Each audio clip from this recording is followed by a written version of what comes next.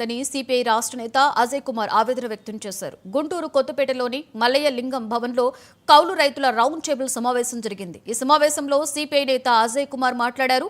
కౌలు కార్డులు అందక కౌలు రైతులు అప్పుల పాలే ఆత్మహత్యలు చేసుకునే పరిస్థితి నెలకొందని ఆవేదన వ్యక్తం చేశారు.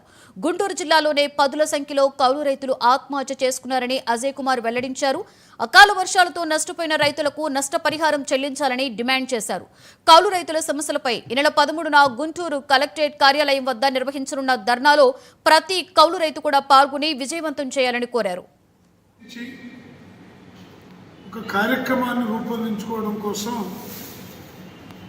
కౌలు రైతుల సంఘం వాళ్ళు ఈ రౌండ్ టేబుల్ సమావేశాన్ని ఏర్పాటు చేశారు. ఇవాళ రైతుల పరిస్థితి ఎలా ఉందంటే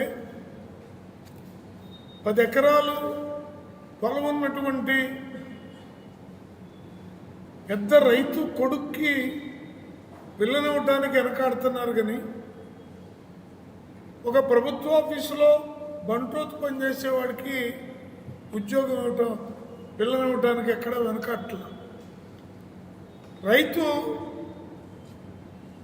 సంవత్సరాల తరబడి నష్టపోవడమే తప్ప ఒక్క సంవత్సరం అన్నా ఊపిరి పీల్చుకోలేని స్థితిలో కునారితో ఉన్నాడు. చర్చించి ఒక కార్యక్రమాన్ని రూపొందించుకోవడం కోసం కౌలు రైతుల సంఘం వాళ్ళు ఈ రౌండ్ టేబుల్ సమావేశాన్ని ఏర్పాటు చేశారు. ఇవాళ రైతుల పరిస్థితి ఎలా ఉందంటే 10 ఎకరాలు పొలం ఉన్నటువంటి పెద్ద రైతు కొడుక్కి పిల్లనివ్వడానికి వెనకాడుతున్నారు. కానీ ఒక ప్రభుత్వ ఆఫీసులో బంట్రోతు పనిచేసేవాడికి ఉద్యోగం ఇవ్వటం పిల్లనివ్వడానికి ఎక్కడ వెనకాడట్లేదు. రైతు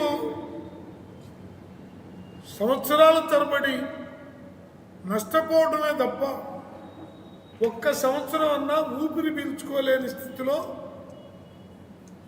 కునారితో ఉన్నాడు. చర్చించి ఒక కార్యక్రమాన్ని రూపొందించుకోవడం కోసం కౌలు రైతుల సంఘం వాళ్ళు ఈ రౌండ్ టేబుల్ సమావేశాన్ని ఏర్పాటు చేశారు. ఇవాళ రైతుల పరిస్థితి ఎలా ఉందంటే 10 ఎకరాలు పొలం ఉన్నటువంటి పెద్ద రైతు కొడుక్కి పిల్లనివ్వడానికి వెనకాడుతున్నారు. కానీ ఒక ప్రభుత్వ ఆఫీసులో బంట్రోతు పనిచేసేవాడికి ఉద్యోగం ఇవ్వటం పిల్లనివ్వడానికి ఎక్కడ వెనకాడట్లేదు. రైతు సంవత్సరాల తరబడి నష్టపోవడమే తప్ప ఒక్క సంవత్సరం అన్నా ఊపిరి పీల్చుకోలేని స్థితిలో